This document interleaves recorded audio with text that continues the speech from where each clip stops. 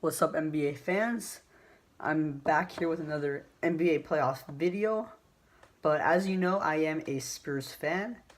And because we are now approaching the biggest game of the year for my Spurs, Game 5 against Denver, I really wanted to go in depth about the series, what I think could happen, a little bit like Game 5, and just talk about what our expectations should be, I suppose. Just like a little guide to Game 5 and beyond of this Denver Spurs series.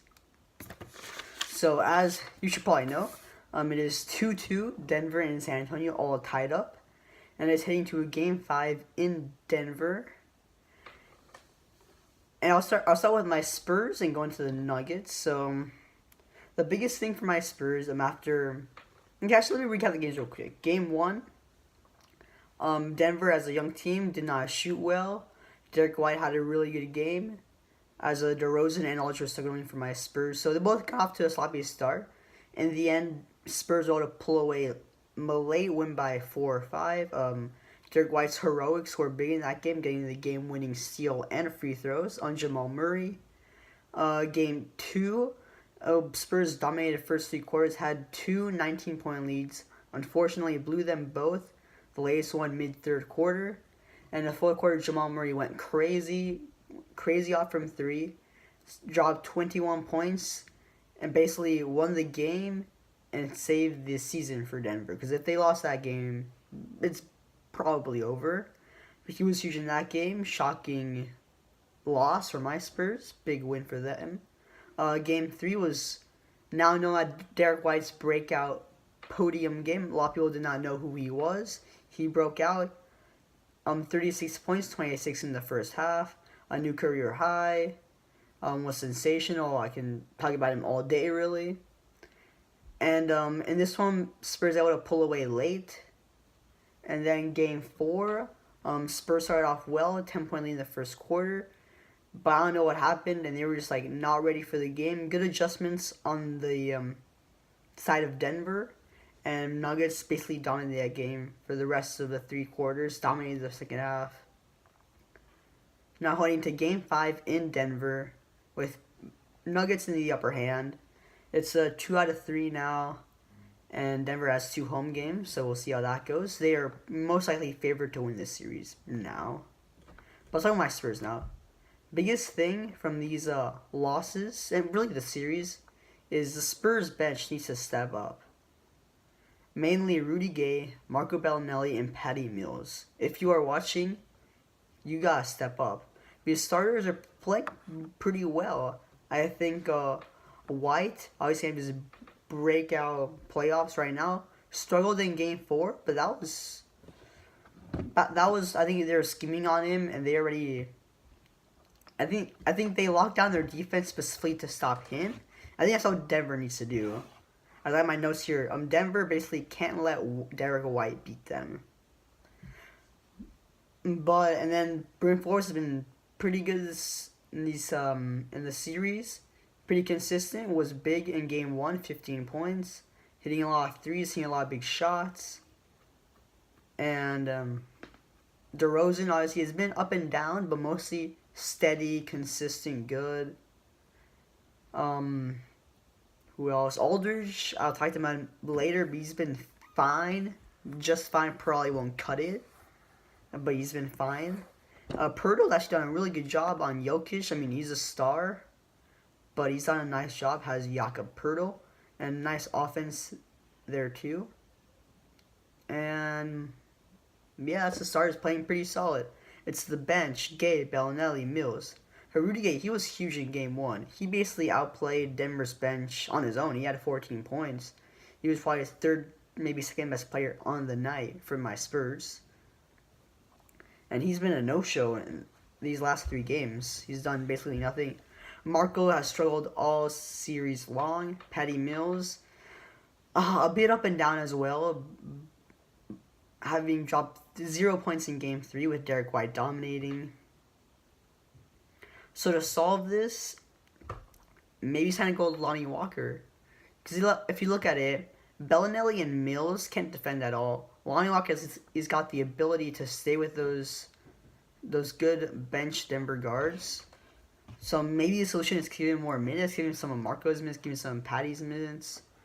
For Rudy Gay, you just gotta. I don't know what to do with him. He was sensational in game 1 and has disappeared. I don't know. I've heard maybe you can start him to give him some confidence, but I'm not sure if he's not playing well. I don't know what to do because he's at the very least like our 4th best player. So a solution for me to help out the starting lineup, start Bertans to help out some of the offense. Another shooter out there because a lot of the starting lineup's main issues, they don't have like basically any shooters. They have Forbes. White's a good shooter. Well, White's an okay shooter, but he makes his money driving to the rim and a couple of jumpers. And Aldridge, you know what he does, but he'll take a 3 every once in a while. Hit it maybe. So putting in Bertans for Pirtle most likely could help a ton, just creating more shot opportunities, build more of a lead. So I for sure give him more minutes at least with those 3 main guys off the bench struggling. Another thing for the starting lineup, LaMarcus Aldridge needs to assert himself because Game 4 he was probably your best player, and the team basically came out with no how should I say this? No energy behind him. I don't know what was going on because Game 1 he was bad. Game 2 a little better but still not great. Game 3 he was up and down. So he's been really up and down. I need a 35, 40 point night from him soon. He needs to really put a stamp on this series because he has not done a lot.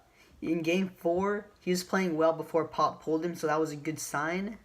Because he did not play in the 4th quarter, and he had 24 points in 3 quarters. So that's good. That's not bad. I just need to see more from him because he's our second best player, and we need more from him. Now, I think another solution for the bench issues, you need a creator. You need a Derek White or a DeMar DeRozan on the floor at all times. This was not an issue in the regular season because Rudy Gay was really that creator with Marco and Patty hitting shots around him. But with him struggling, you probably need White DeRozan on the floor 90% of the time. You need one of those guys out on the floor. So for Spurs, one thing I need to see is some toughness, some grit, some bounce back abilities. Because in Game 2, their biggest loss of the season, well, at the time, their bounce back was Derek White's best game of the season, best game of his career, and DeMar DeRozan dropping 20 in the 3rd quarter, 25, I believe, for the game. So dominated a large portion of that game. So I want to see how bounce back they're going to get. I want to see if the bench will step up. Even win, lose, or draw Game 5. I just need to see the bench step up, and I want to see some toughness, some grit, because this is the biggest game of the season. I want to see something out of y'all.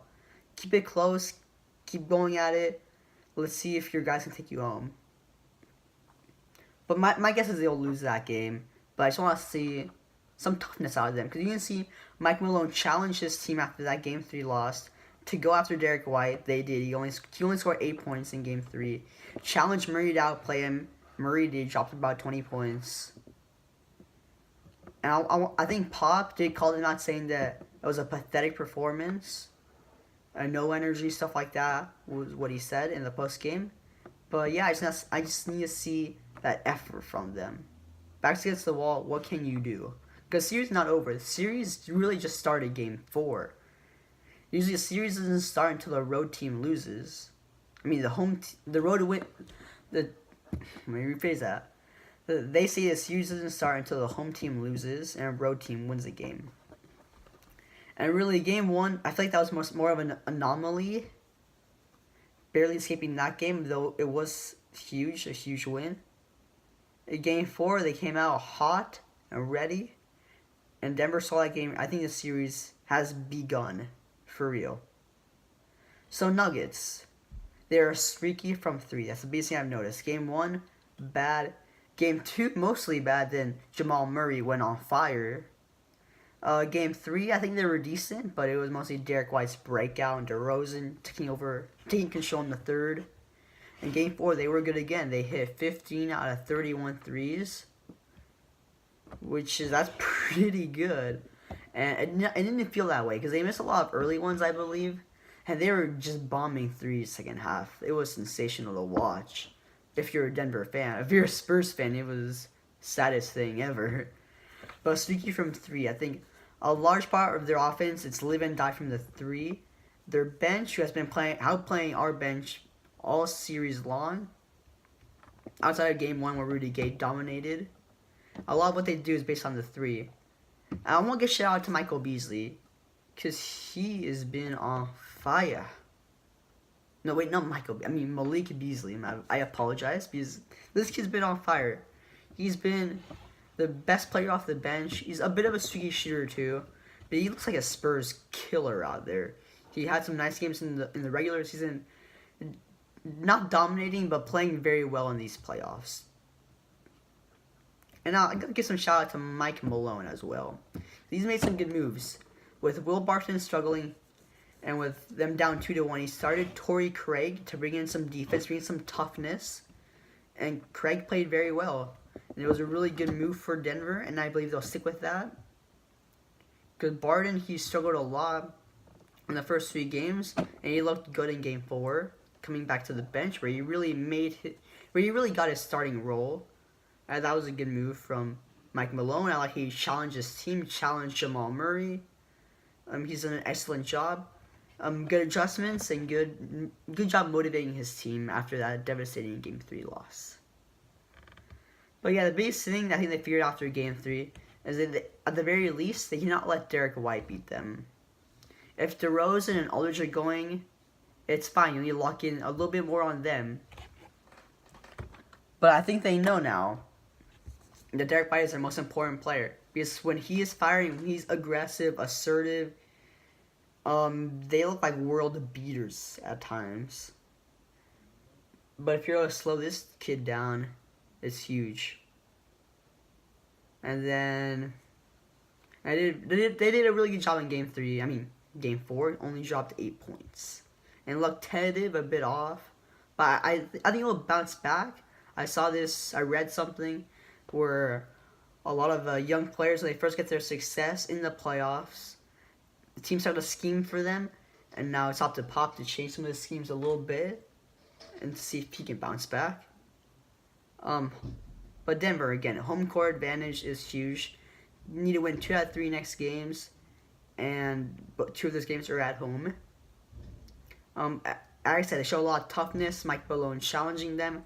They respond after Game 1. Jamal Murray was huge in that game. Basically, I'm not picking anyone. I picked the Spurs in 6. I can see that happening even now. But I think it's going Game 7. And in Game 7, it is in Denver. Basically, all bets are off. Anything could happen in this game. I don't know if the bench is going to show up with that veteran experience. I don't know if White will shrink. I don't know if DeRozan will shrink. I don't know if Murray will play out of his mind and play sensational. I do not know. I don't know if Jokic is still going to be playing well because he's been really good all series long. So I see this going Game 7. If I had to pick, my brain says Denver, but my heart says San Antonio. So I will not make a pick. I did pick Spurs in 6, but I don't think that's going to happen now after that Game 4 win for Denver. And one more thing, the biggest key matchup of the series is Derek White, Jamal Murray. Game 1, Game 3, Derek White outplayed him. Spurs win. Game 2, Game 4, Jamal Murray outplays White. Denver wins. So that's a key matchup here. That's all I got. It's been a very good, very exciting series. And it's really starting to heat up now. Let's see if my Spurs can bounce back. Let's see what Denver can do. And go Spurs, go. As a Spurs fan, I will always support my San Antonio Spurs. And thank you for watching. Like, share, subscribe. I love the support I've been getting. Thank you very much.